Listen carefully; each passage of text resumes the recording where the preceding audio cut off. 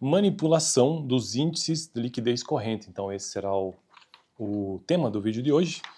E terei que gravar 2 vídeos sobre essa temática, né? Manipulação dos índices de liquidez corrente, tentando entender cada uma das 2 possibilidades que o autor do livro que eu estou consultando aqui no canal coloca pra gente sobre isso. Então, estou tratando sobre contabilidade empresarial ou então contabilidade gerencial ultimamente aqui no canal. O livro-texto básico que eu utilizo é este livro do professor José Carlos Marion, Análise das Demonstrações Contábeis. Já me perguntaram aqui no canal se a leitura desse livro já vai ajudar a entender um pouco sobre contabilidade. Se você quer entender sobre contabilidade básica, tem um outro livro chamado Contabilidade Básica, do mesmo autor, do professor José Carlos Marion, que vai ser melhor. Nesse caso aqui, você já tem que ter uma noção básica de contabilidade, senão vai ficar mais difícil compreender.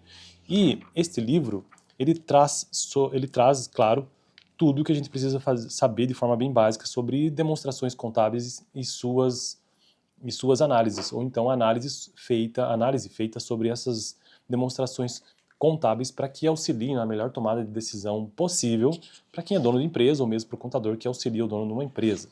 E aí, ultimamente, também tenho tratado especificamente sobre o primeiro indicador ou o primeiro índice, que é o índice de liquidez corrente, né, ou liquidez comum, também conhecido pela sigla LC, que nada mais é do que a divisão entre ativo circulante e passivo circulante, ou seja, aquilo que é de curto prazo, os bens e direitos de curto prazo dividido pelo conjunto de obrigações também de curto prazo. O que é curto prazo? Na contabilidade é até 1 ano.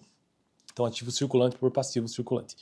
E aí já tratei sobre o cálculo, né, nos vídeos anteriores, com exemplo, inclusive, de interpretação. Ou seja, se você chegar a um valor de 1,70 de liquidez corrente, isso significa o quê? Que para cada R$1 de dívida que a empresa tenha, 1,70 existe de dinheiro e valores que se transformarão em dinheiro, ou seja, no ativo circulante no curto prazo. Então, isso é um valor interessante. Claro que esse número precisa ser comparado no setor, você não pode levar em consideração apenas o número em si, mas sim comparar com os seus concorrentes, ou então comparar de ano para ano, né?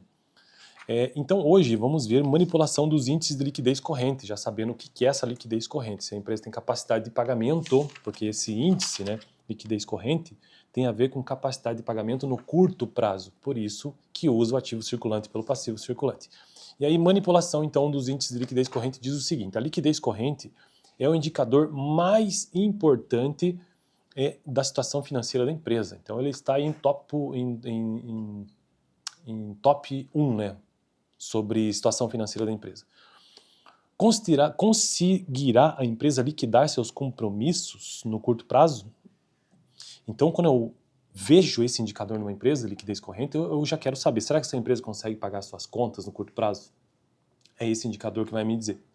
Dada a importância desse indicador, há uma preocupação por parte dos responsáveis pelas finanças da empresa, ou em melhorar esse índice. Isso é possível antes do encerramento do balanço. Vejamos 2 situações.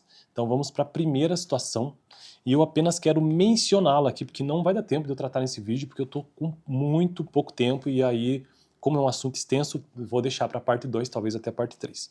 Quando a liquidez corrente é maior que 1, admita uma empresa na seguinte situação. Então você tem um total de ativo circulante de 50 mil, disponível 9, duplicatas a receber 30 e estoques 11, portanto 50. E um passivo circulante fornecedor 20, impostos a recolher 12, outras dívidas 8, portanto um passivo circulante de 40 mil. Nesse caso você tem um ativo circulante superior ao passivo circulante. Portanto, uma liquidez corrente superior a 1, né? Porque na divisão ativo circulante pelo passivo circulante, 50 mil por 40 vai dar um valor superior a 1. O índice, nesse caso, do ILC é de 1,25, 1,25. Ou seja, 50 mil dividido por 40 mil. Não é um dos melhores índices, por isso o gerente financeiro pretende melhorá-lo antes do encerramento do balanço, passando-o pelo menos para 1,40. Ou seja, eu quero melhorar a situação, ou então a condição, ou então a capacidade de pagamento dessa empresa no curto prazo, de 1,25 para 1,40. Se a empresa pagar 15 mil de suas dívidas, vamos admitir fornecedores, por exemplo, que tem 20 mil, se pagar 15, com os quais podemos obter descontos por antecipação de pagamento, se antecipar, né? O ativo circulante passaria para 35 mil, 50 mil menos 15 mil, e o passivo circulante passaria para 25 mil. O índice de liquidez corrente será de 1,40. Então veja que aqui ele conseguiu fazer uma melhoria, né, na liquidez corrente dessa empresa, simplesmente antecipando contas ou dívidas com os fornecedores. O problema seria, isso antes do encerramento do balanço, né? O problema seria conseguir os 6 mil restantes, já que a empresa dispõe de apenas 9 no caixa. Veja que agora teve um problema no caixa, né? Por meio de um estímulo aos seus clientes para liquidar as duplicatas com antecedência, a empresa poderia saldar os 15 mil de fornecedores e melhorar seu indicador financeiro a um curto prazo para 1,40. Outra alternativa para a empresa conseguir os 6 mil restantes seria o desconto de duplicatas. Todavia, com ele, o índice de liquidez corrente passaria apenas para 1,32, tendo em vista a reclassificação para o passivo circulante da conta duplicatas descontadas de 6 mil. Bom, então aqui são situações que ele coloca, né? Se você quer melhorar o índice de liquidez corrente, são colocadas aqui duas situações específicas. Você pode adiantar fornecedores e também tentar resolver a questão de duplicatas a receber, mas aí não dá tanta diferença assim. Basicamente é isso. Então no próximo vídeo, quando a liquidez corrente é menor que 1, veja, menor que 1, não superior a 1, admita uma empresa na seguinte situação. Nesse vídeo a gente viu como é que a gente melhora uma empresa que tem um índice de liquidez corrente positivo, portanto ele tem capacidade de pagamento boa no curto prazo, mas ele quer melhorar. De 1,25 foi para 1,40. Agora no próximo vídeo, quando a liquidez corrente é menor que 1, ou seja, veja, está inferior, né? Já fica mais difícil de resolver essa situação. Vamos descobrir no próximo vídeo. Eu fico por aqui, valeu!